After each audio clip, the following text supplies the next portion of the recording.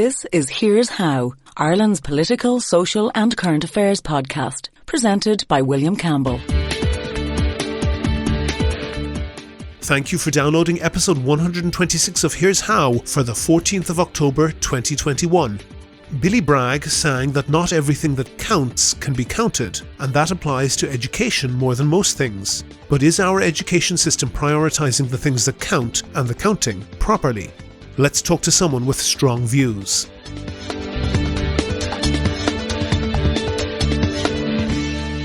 Here's How is Ireland's political, social and current affairs podcast. Make your view heard. Just dial 076 603 5060 and tell the world what you're thinking. Your voicemail may be included in the next podcast. You can find tips on recording your contribution and other ways to contact the show at here'show.ie/call. Coming up on today's podcast, isn't it necessarily going to be vocational education, even if those vocations are very different to what they might have been previously? I wouldn't agree with you. I think higher education and third level education should always be about education in the broadest sense. That's coming up shortly. But first, I want to thank all of my donors on Patreon, especially Owen O'Leary Fitzpatrick, who signed up as a patron since the last podcast. I really appreciate the generosity of everyone who does that. For the people who don't know, Patreon is a system that allows people to donate €1 or €2 per podcast or per month, and that helps me to devote more time to research and to finding interesting guests. If you think that you could do the same as Owen and the other donors, there's details on the website and at the end of the show. One thing that I thought the Green Party had that left-wing parties didn't was an understanding of how taxes could be used to modify behaviour. The Greens are often lambasted from both left and right for this, people saying that they want to tax everything, but that's unfair. They had recognised, I thought, that taxation is often a better way to modify behaviour than banning or regulating things. A good example was the plastic bag tax. This started out at 15 cents per bag. Its purpose wasn't to raise money, it was to change behaviour. And it worked. Use of plastic bags collapsed by more than 93% when it was introduced. That tiny amount of money was enough to change mindsets and encourage people not to be wasteful. I got in a brief Twitter spat with some people, including the former Green Party TD and Senator Dan Boyle, about what was announced in the budget this week as a measure to ease the housing crisis. A 3% tax on zoned land. This idea has been kicking around for years, not least from the Green Party, because they had recognised the bottleneck in the supply of housing. Everything that you need to build a house can be put on the back of a truck or the back of a Ryanair flight from the continent. So there's no real reason why prices should be so much higher here. Everything that is, except the land. If you followed the Derelict Ireland campaign, or even if you haven't, you should know that there's a huge amount of vacant and crumbling housing in Ireland, and vastly more space that is zoned for housing, but has been sitting vacant for decades. This is not an accident. The vacant land is owned by a tiny number of fantastically wealthy speculators. Your initial thought might be, well, why don't they sell up and make a fortune? The problem is, what would they do with the fortune? Put it in the bank? Property price inflation is vastly more than any bank interest rate that they could hope to earn. As they see it, the money is in the bank. Then why not build on the land themselves and make a fortune selling houses? Even building on half it would ease the housing crisis. Because, as any economist will tell you, value comes from scarcity. Their land banks make them richer than Croesus because of the housing crisis. If there was no housing crisis, if they built on even a fraction of their land, they would crash the value of all of it, so that they would end up poorer at the end of the process.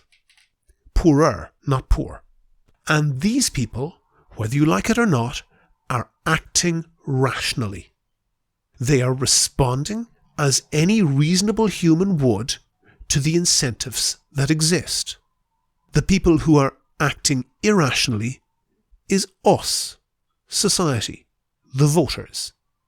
We're incentivizing them to do one thing and expecting them to do the opposite. That's why I thought it was great that Fianna Fáil promised in their 2020 manifesto to increase the vacant site levy to 14%. It was originally 3%, recently raised to 7%. The first problem with the 3% was that this is lower than the rate of property price inflation. If the value of your land bank is going up by 10% a year, and you lose 3% in a levy, you still gain 7%. If you were to sell up and put the money in the bank, you would get far less than 1%. The calculation is simple. Hoarding is more profitable than developing, even at the 7% levy. That would be true if the tax was collected, but it wasn't collected. It only applied to a tiny proportion of the sites it should have, and where it did apply, the local authorities simply didn't bother collecting the money. I'll rant about the ineffectiveness of Irish local government some other time. The Business Post reported that of the 21 million that was supposed to be collected in levies, only 21,000 was collected, a failure rate of 99.9%. Think about that for a minute. Think about it when you're looking at the taxes taken from your next paycheck. Think about the likelihood that they would just not bother to collect your taxes one time. Now think about the chances that they would just not bother collecting your taxes 99.9% of the time. Now, if Fianna Fáil had followed their manifesto commitment to increase the levy to 14% and they had actually collected it, then that would have had an impact. 14% would mostly be above the property inflation rate, so it would make sense to sell the land for development rather than hoard it. But they didn't follow their manifesto commitment. Instead, they announced something different. The first thing they did was they more than halved the rate, cutting it back to 3%, far, far below the rate of property inflation. The next thing they did was they announced that they would be getting revenue rather than the local authorities to collect the tax, which sounds good. Revenue are far more competent than the local authorities at collecting taxes. To be honest, revenue are far more competent than the local authorities at pretty much anything. But here's the kicker. The system doesn't start for 2 or 3 years. Remember that political years are the reverse of dog years. Anything that's promised in 2 or 3 years' time is unlikely to happen within a decade. If you disagree, I'll bet you the price of a monthly ticket on the Metro North that I'm right. So several things are certain following this announcement. First, the local authorities are going to abandon whatever little efforts they had been making to collect this levy. Secondly, this announcement will never be realised. It's been kicked out beyond the next election, by which time there will surely be another announcement of something due to happen in another few years.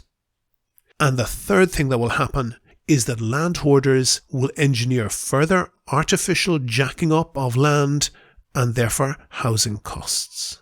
Do you agree? Do you disagree? If you want your point of view heard, dial 076 603 5060 and leave a contribution for the show. The lines are open 24/7 and you can find tips on how to record a good contribution and other ways to contact the podcast at here'show.ie/call.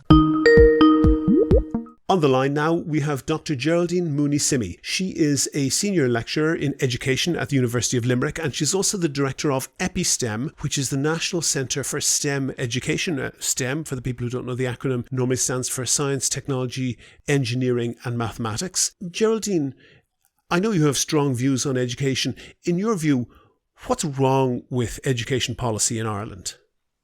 Well, thank you, William, for inviting me to take part today in the conversation with you. And I suppose really the question, it's a bigger question, maybe it might be in the wrong directions that education are moving across the international space, across Europe, never mind just only Ireland.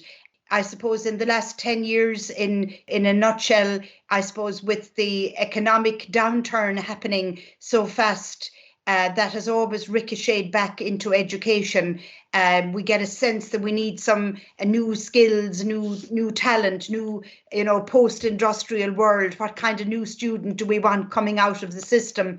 And the problem that has happened, I guess, is that we've lived in a climate of fear. And so the climate of fear has brought on this idea of having a worker citizen kind of a compact that's too tight, too narrow, too aggressively individualistic. And so that direction has played out in Irish education. And we really need to get back to asking the big question again, which is, what is the purpose of education? What's your answer to that question? Well, my answer to it is twofold. One, I would like us to keep asking it, because I'd like a lot of people to engage the question rather than to rush to an answer. That's the first thing. There's a danger that if we don't open the question and leave it open, that we'll rush to simplistic answers. And the other one, then, from my point of view, education is much more than just becoming a worker citizen. It's a pathway towards freedom, liberation for the individual person. And it is also a pathway towards developing, if you like, a broader pluralist democracy. There are many, many different purposes for education, but the liberation of the person irreducibly, not just being a worker or a citizen, is very important. And that has always been very important in Ireland, with Celtic spirituality and Christianity and all sorts of thinking that we are more than the sum of the parts. Mm-hmm. That is quite a common theme, and people sometimes criticise education when it is more strongly than they might like to be vocational education. But this idea of educating the whole person, that comes from quite a long time ago, when education, certainly third level education, was incredibly narrow, and only a tiny fraction of 1% of people had access to that sort of education, when more than half of people are going to third level education as we have now. Isn't it necessarily going to be vocational education, even if those vocations are very different to what they might have been previously? I wouldn't agree with you. I think higher education and third level education should always be about education in the broadest sense.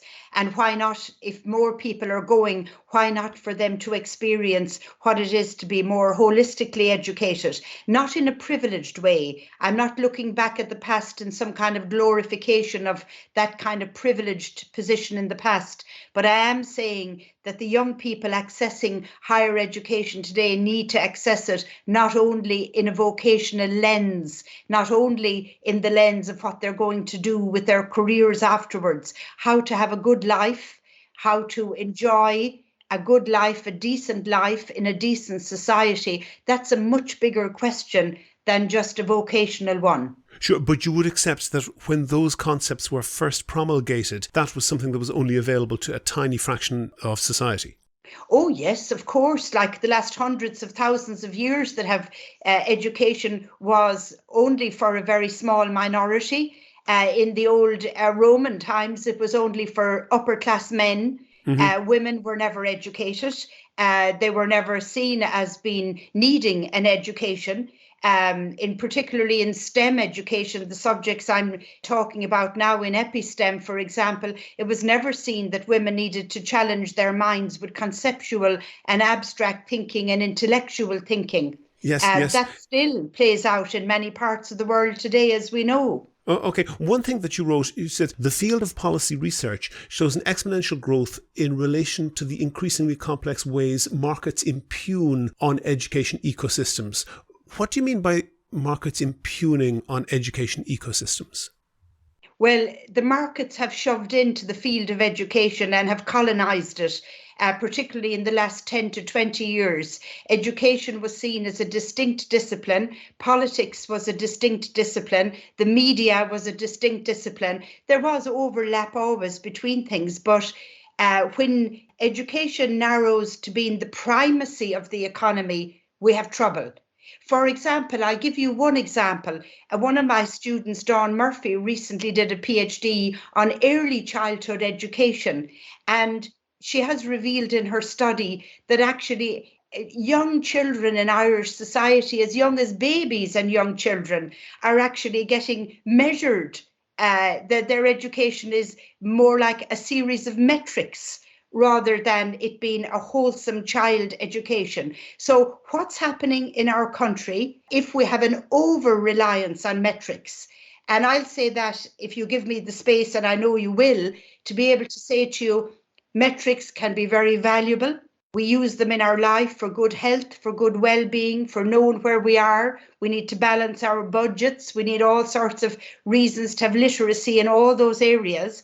But if the entire relationship becomes an over-reliance on metrics, well, then there's no love and care there.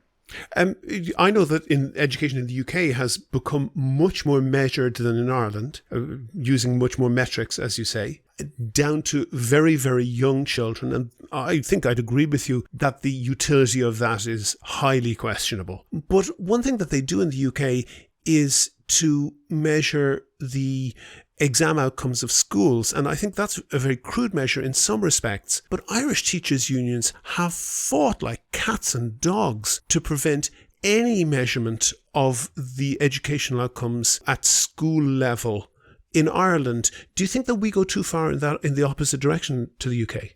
I don't. I think we like to fancy ourselves as being an exception to anything that happens in Britain and the UK. But I say, sadly, the evidence really isn't there that we're that different. Oh, but if you open the British newspapers at certain times of years, they will list in ranked order the exam results of all the schools in the area. That information is kept absolutely secret in Ireland. Yeah, but there's another way of getting that ranking going on in Ireland. We also, if you open the Irish Times and the Independent and all the newspapers after the CAO applications are out, and you find out how many go to college and you find out from what schools they go to. So there's another way. But it's not as systemically available, is it? I know there's a difference, but there's an Irish solution to that problem as well. There is information. I know the argument that the unions have fought, and they've won in many, many ways, but we have fallen. We cannot say that we haven't fallen into a neoliberal pathway in education in Ireland, and that we're heading more and more that way because we've become more about standards and frameworks and legality rather than the moral purpose of education. Sure. And pause that for a second, because I want to come to that point, and I'll allow you to talk about that in a moment. But you and I think everybody listening, will remember from their school days that some teachers were good and some teachers were bad. And there was very little that was done about bad teachers. And I'm saying bad in the whole round, who are poor at educating the children, who are poor at every skill that you might want from a teacher. In any other profession, the worst performing can expect to be shown the door. That's very unusual in teaching in Ireland. And are you sure that we shouldn't have that at all? I suppose the way you frame the question is interesting. We all know that there are teachers have been and are that aren't up to the scratch in terms of teaching. So we do need a way of having teacher accountability. So I'm in agreement that we need teacher accountability, as are lots of professors and educators around the world, including Professor Merlin Cochrane-Smith at the University in Boston and Boston College.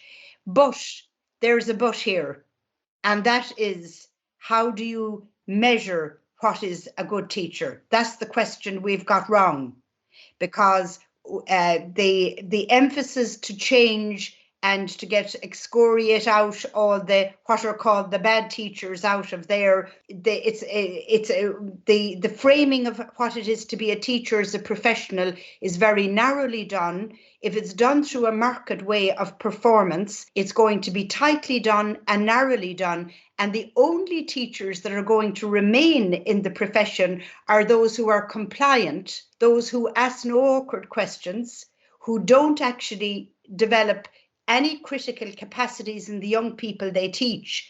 They're just going to be people who are going to say what it is I need to do, and let's all jump to it. So is that the kind of tight education system we want? And if it is it education or is it training? So educators like myself, who consider myself an academic and an activist, we need to be in conversation with you and with people in the public. We need to reassert ourselves as to what is education and what is it to be a teacher nowadays. What is a professional teacher, and how would you measure that person? Because there's a lot of effort now going on to measure the work of the teacher in a narrow way, almost as if they're selling sweets in a shop. I agree with you. I think that there's a whole suite of skills that teachers should have that are difficult or perhaps even impossible to measure. But there are also some deliverables, if we're to use that word, in teaching that are relatively easy to measure. And should we not measure what we can just because we can't measure everything perfectly? Well, the trouble with it, and I love the way you put it, and I like the way you're thinking. The trouble with it is if we only end up assessing what we count, then that becomes the bit that gets counted. That's So true. That's a good. sense, That is a good point, and I agree with you. And that happens in management as well. The things that can easily be measured tend to be more managed because they can be easily measured. But surely we have the maturity as a nation to say, okay, we'll measure these bits and take account of those results, knowing that they are not the full story. Yeah, but you see, your policy would want to indicate that then. Your policies in education would want to say that they're not the full story, and the policy would need to recognise the emotional and effective labour that's involved in a teaching, the care that must be given to the children. The policies would actually have to come off it. They would have to come off their masculine word about data and measurement. They would actually have to describe teaching in the broad way, and that's not what's happening around the world.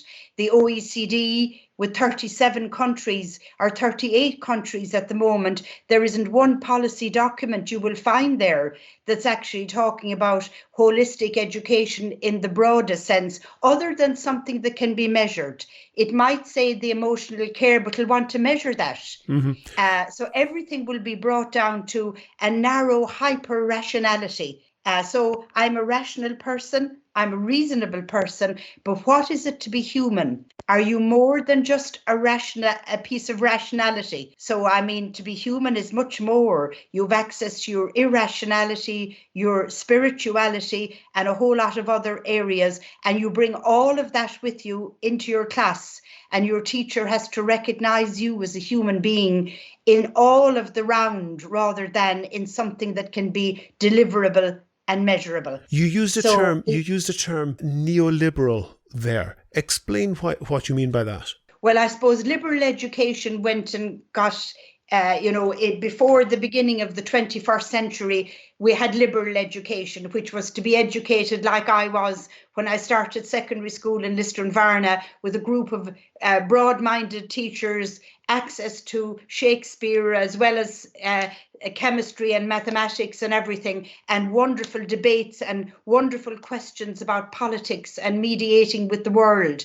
That broader view. Now, not that the education was perfect, but neoliberalism has turned it around and said that education is a market-led discourse, that it is the primacy is the economy, being the competitive individual. That's a reasonable critique. That's a reasonable critique, Geraldine. If that lens through which you view education becomes dominant, it is reasonable to say, hang on a second, there are other objectives in education as well. But that is one reasonable goal with education, isn't it? What it has shut down is, if I said to you in terms of our home, I said to you, the economy and the finances of the house matter, and they're the most important thing that matter in the house. Well, then the love and care and the relationships inside the house will go to pot, because we want sustainability in our relationships, but we cannot make finance and greedy going after competitiveness in markets. We cannot make that the primacy of education. The moral and cultural aspects of our society matter equally, I would say, equally. So if they all matter equally, we've got to come off this, the only thing that matters is the markets. I'm not saying the economy doesn't matter, but I'm saying our moral development, cultural and political and social matter equally for us to have a good, decent society in Ireland.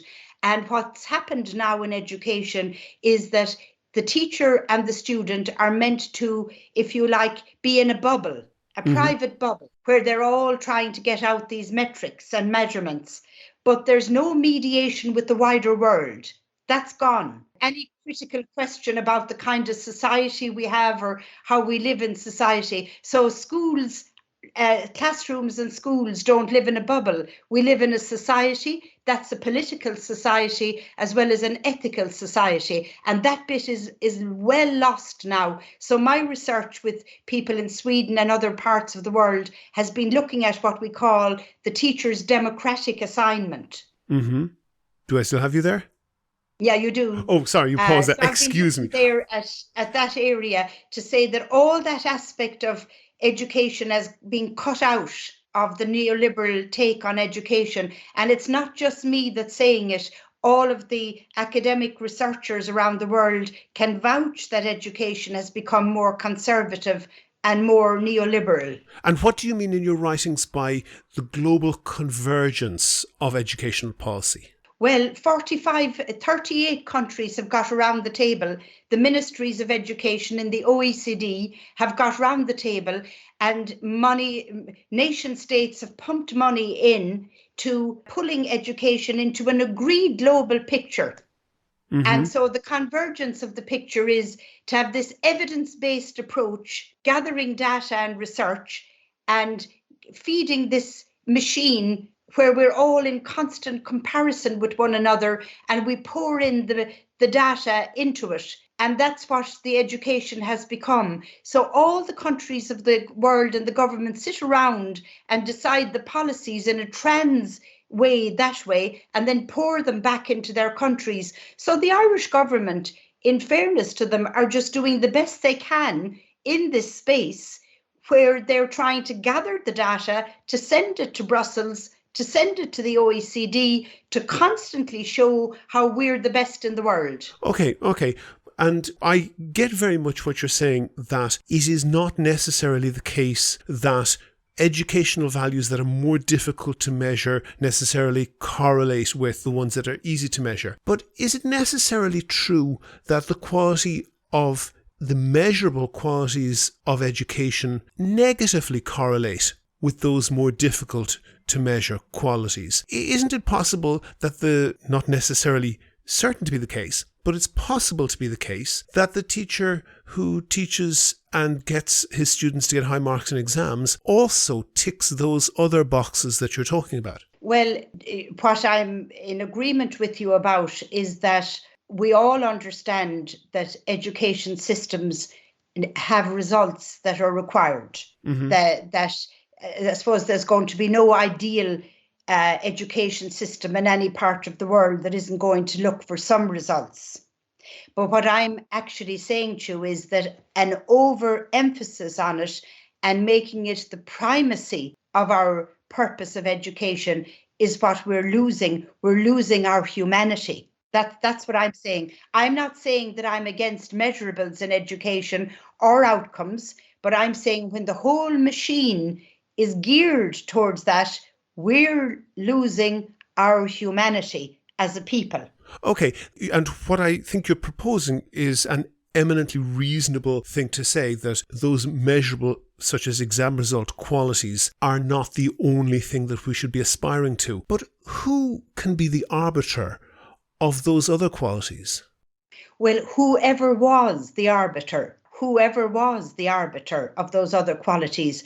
And look at the qualities. One of those qualities, if we go down the political route and we think of moral and political philosophy, one of those arbiters and one of the reasons why we have education systems in the world is to have us as a people working together, peace building, and having decent democracies. Now, how can you have a decent democracy if you don't educate young people to debate issues that are important to them and to be able to get round the table with people who are not like-minded and to argue their toss and argue their case? And of course, to do that, you need theory, you need the language, you need to be able to do it. And good democracies are made not by people who are all coming from the same place, but they're coming from being able to reach agreements with people you do not agree with. And for that reason, I want to give you an example of John Hume. And I will say to you that the example of John Hume in Northern Ireland, if we go back the years and remember him and his understanding of pluralist democracies, he understood that democracy was not about getting around the table who were the same as yourself and coming up with an agreement. He knew it was about getting around the table with people who were not like you and coming up with a peace-building agreement.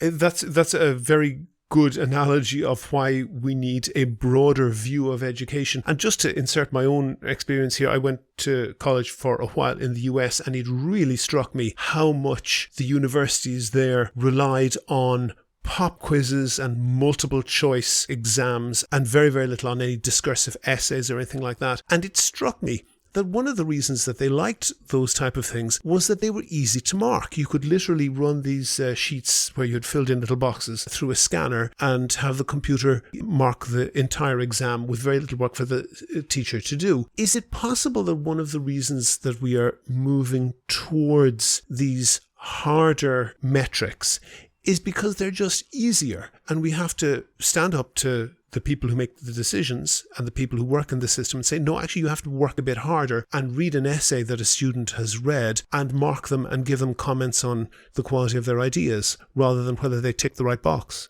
Oh, what you've said is I would have to agree with what you're saying there about what you saw in the States and what's happening. The harder metrics, it is very, very easy to fall in to that pattern because that gives instant graphs, and you can have your graphs and your tables and your data, and you can really show in the rankings of the universities and everything that you're really flying high and you're doing wonderful. Mm-hmm. But the universities are publicly funded for the most part. They always have been getting in some private funding. We'll always chase good research and all of that. But the university system is mostly publicly funded, and we are holders of the responsibility for the greater good of humanity.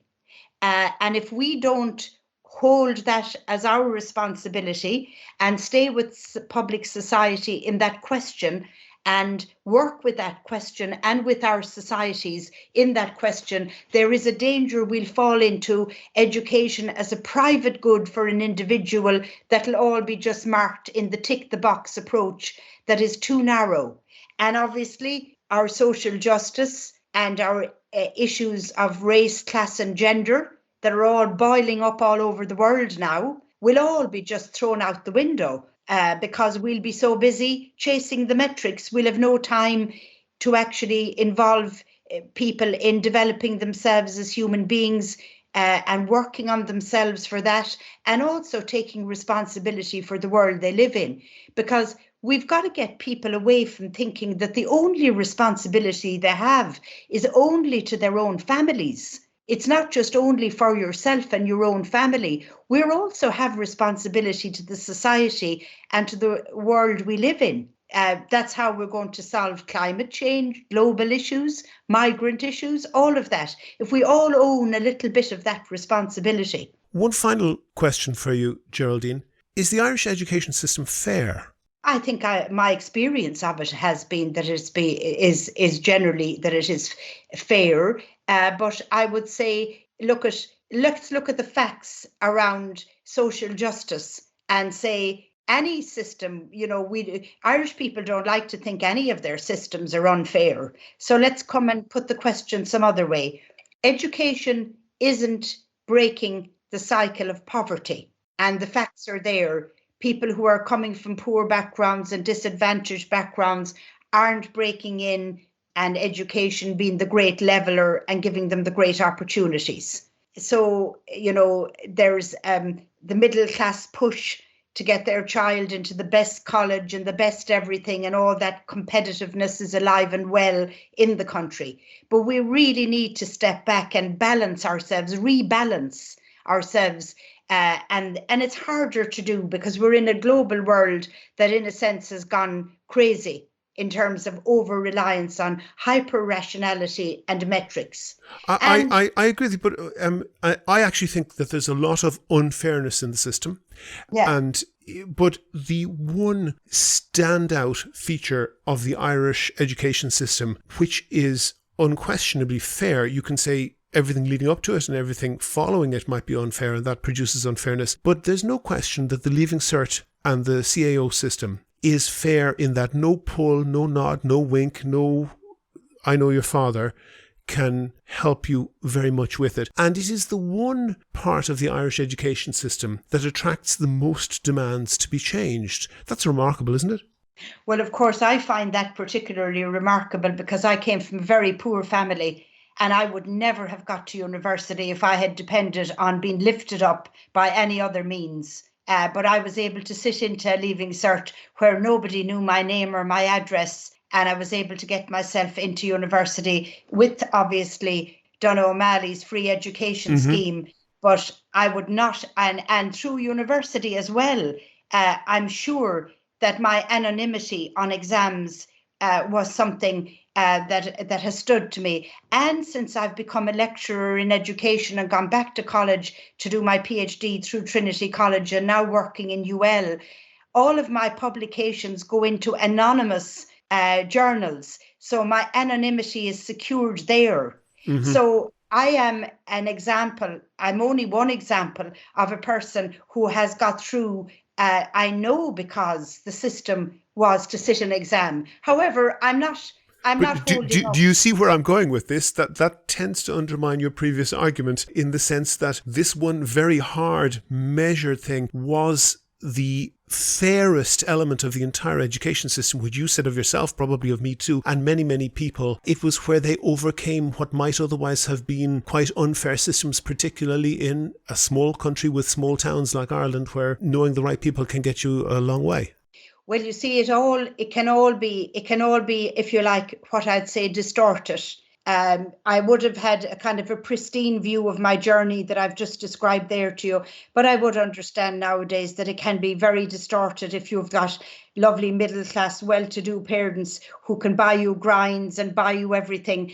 So look at there is spaces. It's hard to know what is the right way forward for this. I'm not against reforms and I'm not against looking at new ways either. And it is hard to know how to get this beast to simmer down and to actually give us a fair system. It's hard to know. It isn't just simply, do we have a leaving cert or don't? I'm afraid it's a much bigger question.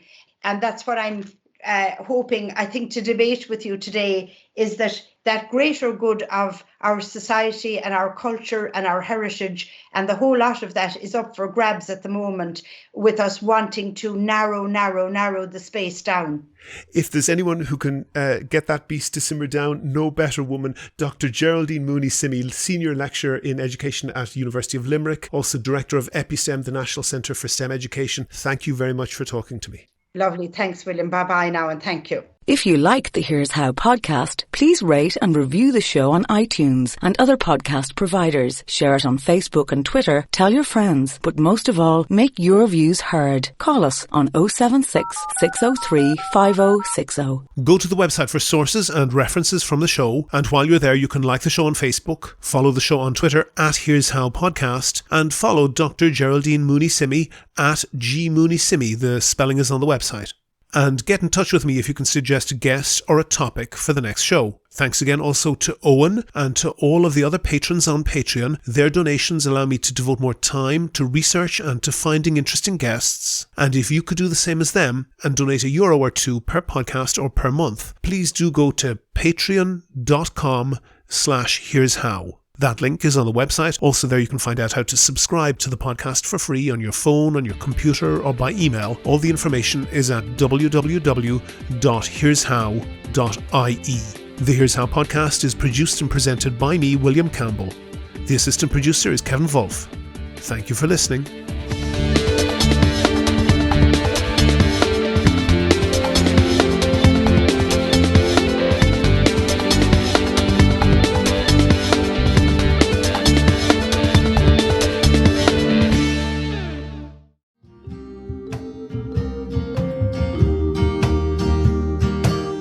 Not everything that counts can be counted.